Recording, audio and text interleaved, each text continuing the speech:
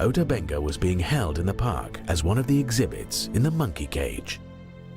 Ota Benga was largely forgotten by history until the 1990s. But the passion of social Darwinists in America for putting humans on display continued. And 15 years later, some of the same figures involved in the Ota Benga scandal would be involved in another kind of human display, one whose impact would prove even more horrifying.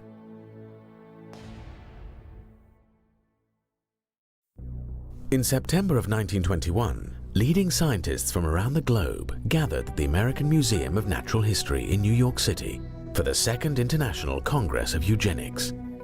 Eugenics was the science of breeding better people. The term had been coined by Charles Darwin's cousin, Francis Galton. But Darwin himself helped lay the groundwork for eugenics in his book, The Descent of Man. According to Darwin, human beings developed through a long and cruel process of natural selection or survival of the fittest. Less fit organisms died, leaving more capable organisms to reproduce and flourish. It was this ruthless process of elimination, not the foresight of a designer, that had propelled human beings to the top of the evolutionary ladder. But Darwin worried that modern society was now doing its best to undermine natural selection. We civilized men do our utmost to check the process of elimination. We build asylums for the imbecile, the maimed and the sick. We institute poor laws, and our medical men exert their utmost skill to save the life of everyone to the last moment. There is reason to believe that vaccination has preserved thousands who, from a weak constitution, would formerly have succumbed to smallpox. No one who has attended to the breeding of domestic animals will doubt that this must be highly injurious to the race of man. Hardly anyone is so ignorant as to allow his worst animals to breed. A kindly man, Darwin was troubled by the implications of his theory for society. But his followers had a solution. They thought they could apply Darwinian selection rationally and humanely through the science of eugenics, which became known as the self-direction of human evolution. Eugenics was eagerly embraced by America's scientific elites. Sometimes today it's argued that eugenics was just fringe science, just a few people believed in it, and of course we don't believe in it now. That ignores the fact that for decades, eugenics was what could be called the consensus view of the scientific community. The Eugenics Congress at the American Museum of Natural History drew scientists from America's top research institutions, including Harvard, Yale, MIT, the Smithsonian, Ohio State, UC Berkeley, and the University of Texas. Participants included inventor Alexander Graham Bell and Charles Darwin's own son, Leonard, who lashed out at the threat biological defectives posed to modern society. Scientists were welcomed to the Eugenics Congress by then-president of the American Museum of Natural History, Henry Fairfield Osborn, who had been involved in the display of Ota Benga at the Bronx Zoo. A future head of the American Association for the Advancement of Science, Osborn had become one of the most celebrated scientific champions of evolution in America. Soon he would become embroiled in a controversy with politician William Jennings Bryan over a fossilized tooth discovered in Nebraska. Osborn insisted that the tooth supplied irrefutable evidence of the existence of man-like apes in ancient North America. To his embarrassment, the tooth later turned out to be part of an extinct pig. At the Eugenics Congress, Osborn told scientists that eugenics was essential to the future of human evolution. To know the worst as well as the best in heredity, to preserve and to select the best, these are the most essential forces in the future evolution of human society. Osborn also attacked racial intermarriage. 500,000 years of human evolution have impressed certain distinctive virtues as well as faults on each race. Put three races together, you are likely to unite the vices of all three as the virtues. Osborn argued that racial groups should be studied to determine what tasks each race is best fitted to accomplish. But it was clear that he already thought he knew the proper place of non-whites. If the Negro fails in government, he may become a fine agriculturalist or a fine mechanic. The American Museum of Natural History accompanied the Eugenics Congress with a major museum exhibition designed to sell eugenics to the American public.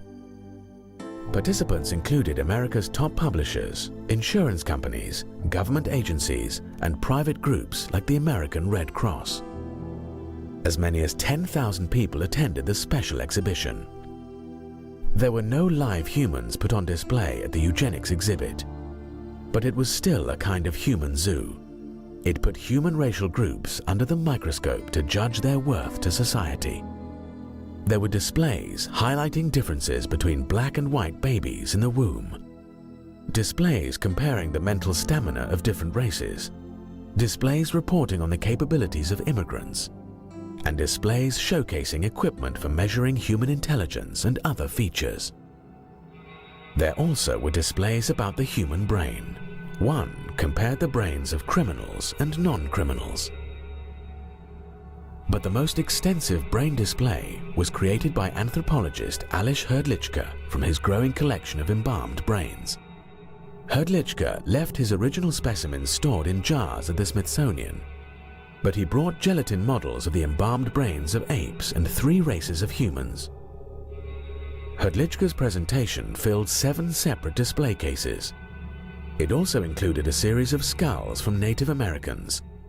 The skulls purported to show that Native American brains revealed primitive features from earlier stages of evolution.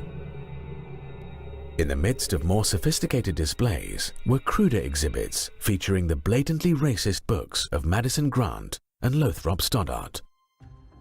Stoddart had published The Rising Tide of Color Against White World Supremacy. Stoddart claimed that whites were in danger of being overrun by the colored races of the world, and he argued that immigration from what he called lower human types had to be rigorously curtailed. Eugenists pretty universally viewed immigrants and people of non-white races as a drag on the human race. Eugenists viewed blacks and Mexicans and Hispanics as throwbacks, evolutionary throwbacks that were lower races in evolutionary terms and therefore were a drain on modern society. And they justified this in the name of Darwinian science. You know, there were racists before the eugenists. The interesting thing about the eugenists was the way that they built on top of Darwinian biology and claimed that there was a scientific justification for racism. The eugenics exhibition advocated a chilling agenda for public policy, including forced sterilization and harsh new restrictions on immigration. It also promoted a radical proposal advanced by the Eugenics Record Office, one of the eugenics groups participating in the exhibition. The proposal called for assembling biological profiles on all Americans to determine whether they were biologically fit to mate. The Eugenics Records Office was so extreme, they wanted to hold records on everyone in the United States, biological records showing their family trees, so that if you wanted to marry someone, you could write to them and they could tell you whether the person you were wanting to marry had a fit family tree in evolutionary terms, so that you could marry them. Or if they had bad heredity so that you couldn't. And in fact, they had exercises and packets that were given to biology teachers around the country, that one of the exercises you were supposed to do in your biology class when you were studying evolution and then eugenics was to have kids fill out this form with their family tree of who were the black sheeps of the family, what diseases they had in the family, so that these could then be sent off to the Eugenics Records Office and their vaults, and so that they could keep records on everyone. The American Museum of Natural History later called the Eugenics Congress of 1921 perhaps the most important scientific meeting ever held in the museum. A decade later, the museum was at it again, hosting the Third International Congress of Eugenics in 1932. This time, it put on an even more extensive museum exhibition for the public. At the entrance to the exhibit hall were placed the busts of 2 men accredited as the founding fathers of eugenics, Francis Galton and Charles Darwin. Although some scientists raised concerns about eugenics, probably the strongest opposition to the movement came from traditional religion. It's a story that Americans don't know as well as they should, and it's a story that American Christians don't know as well as they should. But at the basis of opposition to the so-called scientific eugenicist movement in the early 20th century were Christians, Protestants, Baptists, Catholics, who understood the value of every human being. That's not only a Christian value, that is fundamental to the American experiment itself. When Nebraska's legislature passed a forced sterilization bill in 1913, Governor John Morehead, a Presbyterian, vetoed it. Morehead argued that the legislation not only violated the state's Bill of Rights, it also offended a higher law. This proposed legislation seems more in keeping with the pagan age than with the teachings of Christianity. Man is more than an animal. While many modernist clergy supported eugenics, theologically conservative religious figures were much more skeptical. American evangelical William Jennings Bryan, for example, denounced eugenics as an impossible system for scientific breeding under which a few supposedly superior intellects, self-appointed, would direct the mating and the movements of the mass of mankind. But the most consistent opposition to eugenics came from Roman Catholics.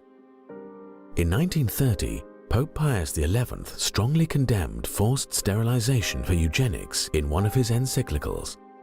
The Pope criticized eugenists for asking the government to assume a power which it can never legitimately possess.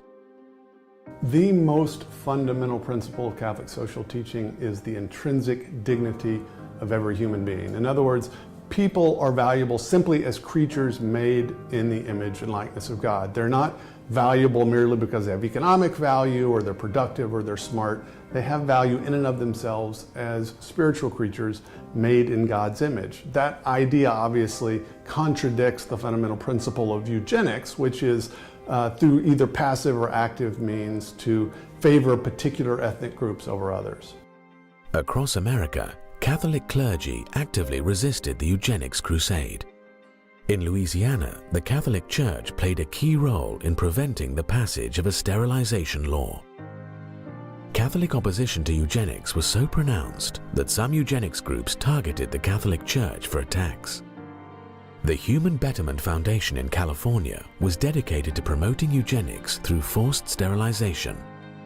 Its president, E.S. Gosney, lashed out at Catholic efforts to block sterilization laws. Every legislature considering a sterilization bill in the United States is visited by representatives of the bishop or archbishop who lay down the law of Rome to those willing to accept it. The henchmen are prompt to fall in line. Gosney suggested that the Catholic Church should be asked to pay for Catholics who aren't sterilized. If Catholics do not want their feeble-minded communicants sterilized, it would seem more logical to ask them, as Hitler has done in Germany, to keep these feeble-minded segregated at their own expense, in order that the American Commonwealth may be subjected to no unnecessary damage from the presence of a great body of defectives, who increase the amount of human misery, contribute largely to the ranks of the delinquent and criminal, augment the tax burdens, diminish the efficiency of industry, and dilute the quality of American citizenship.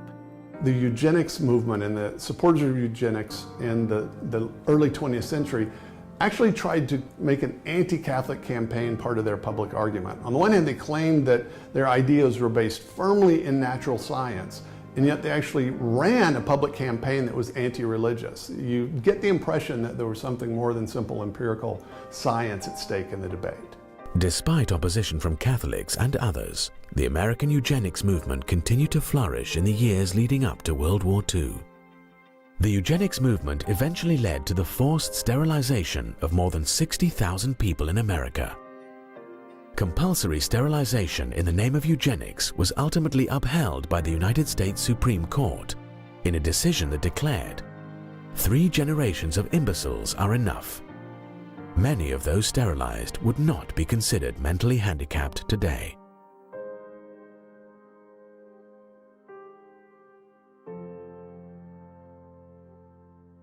The eugenics movement also succeeded in securing the passage of a draconian immigration law that sharply restricted the flow of non-Nordic ethnic groups into the United States.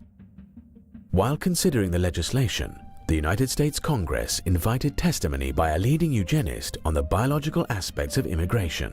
Starting in the 1920s in particular, there was a huge push for immigration restrictions on people who were coming from non-Germanic, non-Northern European countries, and so people coming from Mexico to the United States, or people coming from Africa or Southern European countries that had people that the eugenists viewed as evolutionarily backwards. They had to be stopped because they were going to destroy our society.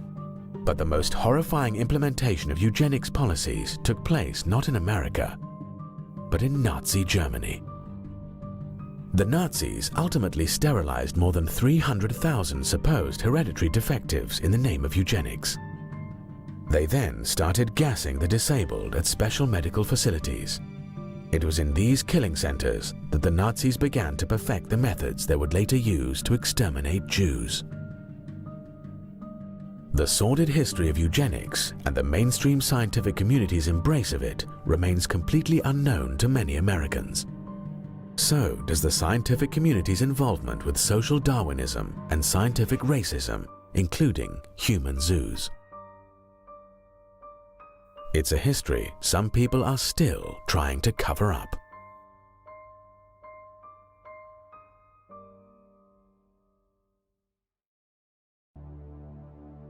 Geneticist James Watson won the Nobel Prize for co-discovering the structure of DNA. But in 2007, he sparked outrage when he suggested that African blacks were genetically inferior to European whites. Echoing the arguments of scientific racists from the past, Watson claimed that black inferiority was due to evolution. There is no firm reason to anticipate that the intellectual capacities of peoples geographically separated in their evolution should prove to have evolved identically. James Watson. Watson was widely condemned for his comments, both inside and outside of the scientific community. It was an indication of how times have changed. But although scientific racism no longer receives support from mainstream science, many in the scientific community remain reluctant to honestly discuss the past.